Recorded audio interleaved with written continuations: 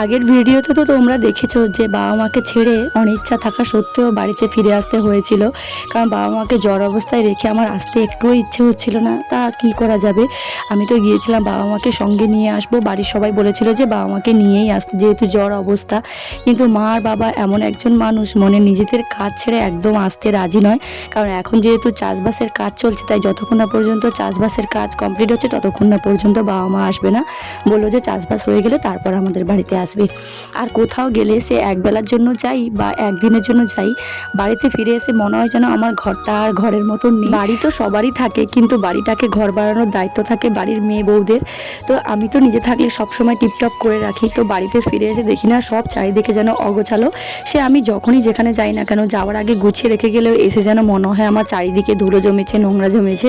তো এসে তো কোনো রকম ঝেড়ে ঝুড়ে পরিষ্কার করে রাতটুকু থেকে গিয়েছিলাম, যেহেতু আমি বিকেলবেলা বাড়িতে ফিরেছি, টিউশন ছিল তাই আর করতে সময় পাইনি। কিন্তু সকাল থেকে উঠে একদম পুরো বাড়িটাকে, রুমটাকে ডিপ ক্লিন করে নিয়েছি, তো সেগুলো আর তোমাদের সাথে শেয়ার করিনি। তো এখন হচ্ছে দুপুরবেলা আমি ছাদে গিয়েছিলাম সমস্ত জামা কাপড়গুলো তুলে আনতে, কারণ সকাল থেকে প্রচুর জামা কাপড় কেচে দিয়েছিলাম, মানে যেগুলো যেগুলো শুকছিল বারবার যাচ্ছিলাম আর তুলে আনছিলাম। আর তার মধ্যে দেখো এত জোরে মানে বৃষ্টি এসেছে, বেশ ভালো রোদ ছিল সকাল থেকে, তাই সব কেচে দিয়েছিলাম, তাই সমস্ত জামা কাপড় তুলে এনেছি। আর যেগুলো শুকনো হয়ে গিয়েছে সেগুলোকে এখন ভাঁজ করে আলমারিতে গুছিয়ে রাখছি। আর আমি যে কোনো জামা কাপড় একবার পরি বা যদি কোনো রকম গায়ে তুলি, আমি সেটা না কেচে কখনোই আলমারিতে রাখি না।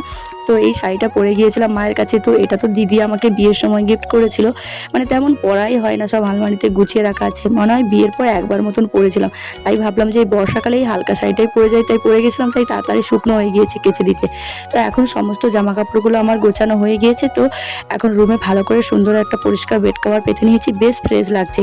তো সমস্ত কাজ বাজ সেরে নিয়ে এখন নিজে ফ্রেশ হয়ে চলে এসেছি।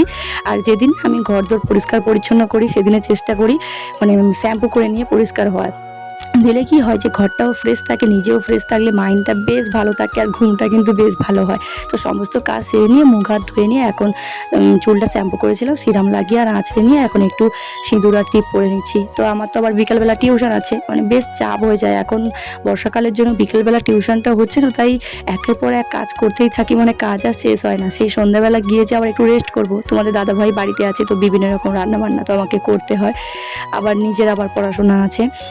তো এখন যাই হোক বাদ দাও, সমস্ত কাজ বাজ কমপ্লিট করে নিয়ে এখন রুম ফ্রেশনারটা একটু দিয়ে দিচ্ছি, বেশ ফ্রেশ লাগবে। তো দেখতে পাচ্ছ যে এরকম পরিষ্কার পরিচ্ছন্ন বিছানা আর ঘর কার না ভালো লাগে।